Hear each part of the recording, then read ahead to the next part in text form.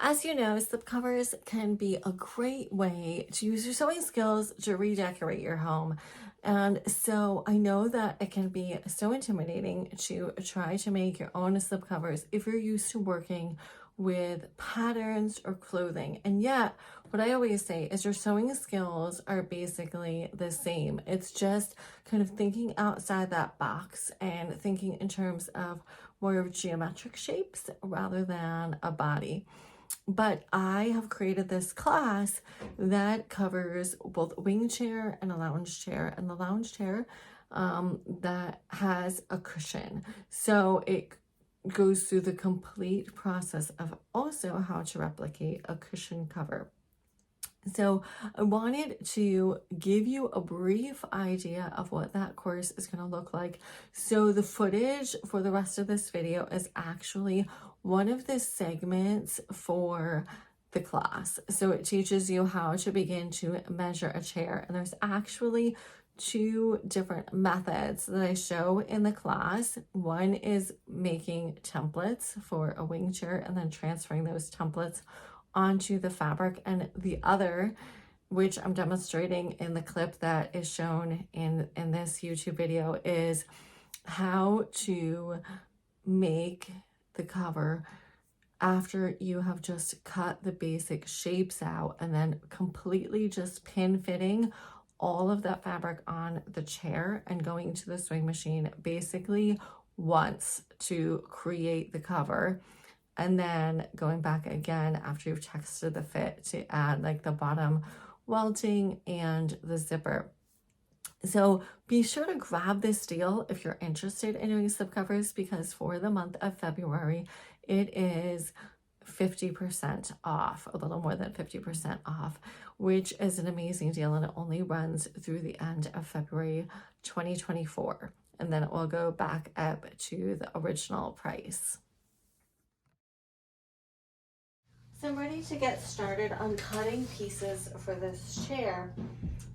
Because it is a pretty basic shape, I'm actually not going to make templates for each of these pieces. Instead, I'm going to measure the general dimensions, and then we're going to cut the fabric. So I take a clipboard or just a piece of paper, a pad of paper, and I'll write down each facing, like each main shape. So for instance, I have this I call the seat back. So it extends from here down to here. So it's wherever our seams are going to go. And then it's as wide as from here all the way around. Then this I'm calling the inside arm. So my inside arm, I'm going to end right here, right on down. And this is my seat base. And then I have a front panel. So I'm gonna take a seat base, come around like this. And then the front panel, I'm gonna extend from here all the way around. So on this one, we don't want a skirt. It's gonna end right about here.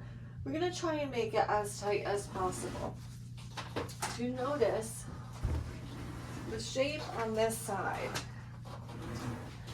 the way at which this arm comes in on a slipcover, we're never going to get it quite this tight because there's no way to pressure this in and cause enough tension to have this like really fitted and inserted. But you'll see we're going to do the best that we can to make it look very fitted. And so because I know there's no way to pull this down into a seam, we're going to make our seam connecting this outer arm piece and this inner arm piece actually right here. So rather than following this line, we're going to follow the top kind of line on the chair for that. And then there's a back panel, and all of these, both this piece here and this piece here, they're going to extend all the way down to where the original cover or the original upholstery is. I'm going to put a zipper right here in this seam. Now the other difference in this cover is that, see how there's some pleats? So we're going to be making some pleats in the slip cover as well, which is very normal, very standard. And there's also going to be some pleats here. Occasionally with a chair this style or a couch, I'll make an arm facing, you know, where it's accented here, but this one has such a curve to it. I'm going to try and keep the original look as much as possible. And of course, those are things that you can kind of determine as you go along, depending on what piece that you're working on.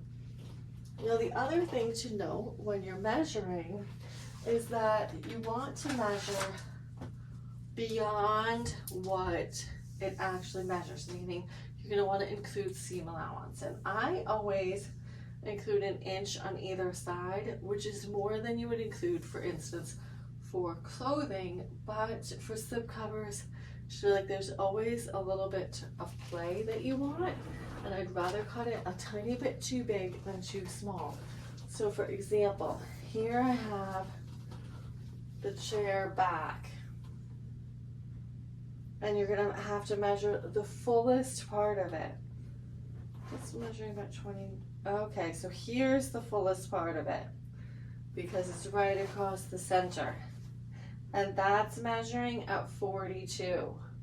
So I want to cut it actually to 44 because I want to make sure that I have enough. So here on the seat back, I'm going to say width 42. And then here, I want to leave enough room for tucking so we can tuck it under the seat and measure up to the top, and I have 36. So that's right along. So we're going to cut that at 38. Now, for the outer arm here, 24. And what you want to be careful of, cautious of, is there's angles. And sometimes a chair angles this way. So in order to cut on the straight of the grain, you'll have to make sure that you're staying perpendicular to the floor when you are angling, so that you don't have a piece where you're cutting it off the grain of the fabric. So here I have 25. I want to make sure it's not more than 25. That's slightly more than 25. So let's say 26, because again, I'd rather have more than less. So then we're going to add the 2 inches. So this is the arm outside. We're saying the width is 26 plus 2, so 28. And then the length, and 18, but yeah, I think I'm just gonna round it to 19 also, because this is really more like 20. So let's go with that 20, because again, rather have more fabric than less fabric. So then we're gonna cut it at 24. Okay, and then the back, same thing.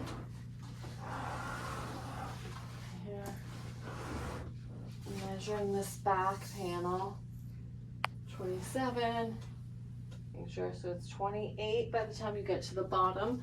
So we're going to call it 30 wide. The 28 plus 2 inches, and then 32. So length 34. We'll spin this back around again. And this would be our seat. So the width across the front is, we're going to say 32.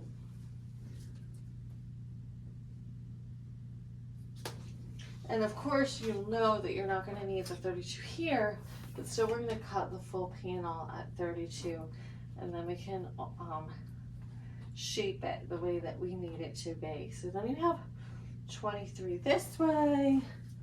So we are going to do 25, and I just realized I put 32 on my paper, but I forgot to add my 2 inches. So I'm going back to add my 2 inches to that 32. Okay.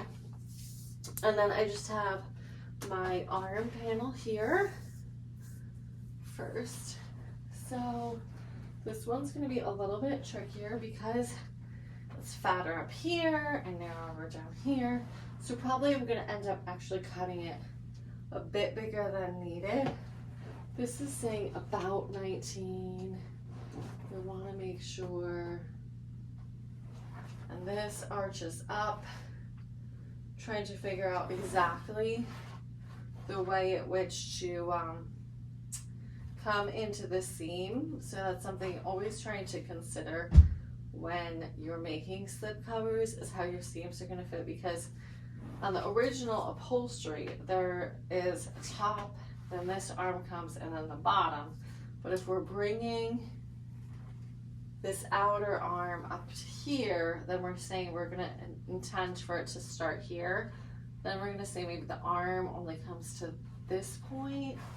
But again, we want to leave some play in our fabric, because you don't want to cut your piece too small. So let's see, to measure this. So we're coming literally from up here and around, because you know you're going to have to come around the corner. That's getting like 28. So let's do a 30 wide. And I want to make it extra long too. So these pieces are probably going to be bigger than you need. So it's saying 18, but I want to leave enough room up here. So I'm just going to go ahead and add 4 inches there. Okay, and then the front panel is pretty standard. So we're trying to come down right at this angle, because we're saying the outer arm is here rather than here. So we're going to measure from here across, and we need to know how tall it is. So this is all 8 inches, 8 inches, 8 inches. So that's pretty basic. So then 10 inches long, but then the width